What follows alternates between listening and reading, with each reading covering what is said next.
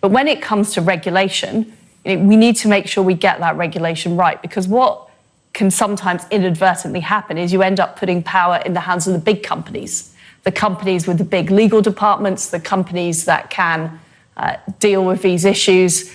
And we don't want to be in a position where social media companies become the censors, where they become the arbiters of what's right and what's wrong. And I think ultimately, yes, the government does need to look at the regulatory landscape. We are about to launch our white paper on online.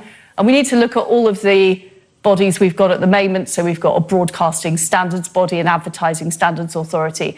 And I think what's changed since we put all those regulatory bodies in place is, they were before we had online media. And I think that whatever content it is, we need to think about it in a similar fashion. It shouldn't matter whether it's on TV or whether it's online. We need to look at it across the board. It's interesting hearing you talk about regulation there. You're someone who I know often speaks out about too much regulation not being used in the right way. So I just wondered, do you think sometimes that the modern day Conservative Party has strayed a bit far from its Thatcherite principles?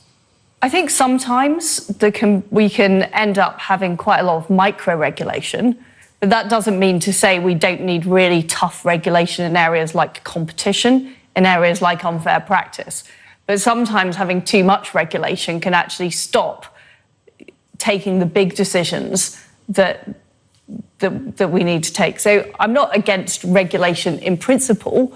What I'm saying is we have to be very, very careful that the regulation that is in place isn't just benefiting the big players in the market and actually stopping people enter markets. I meet a lot of small businesses across the country, and what they often say to me is, we have to go through so many different government bodies. Okay. We have to get so many permissions. It's actually really difficult for us to compete with the big energy companies or the big mobile phone companies. So we've got to be, yes, we have to have regulation, but we need to make sure it's simple, we need to make sure it's transparent, and we need to make sure it benefits the consumer and not those vested interests who are already operating in the market. Now, I'm being told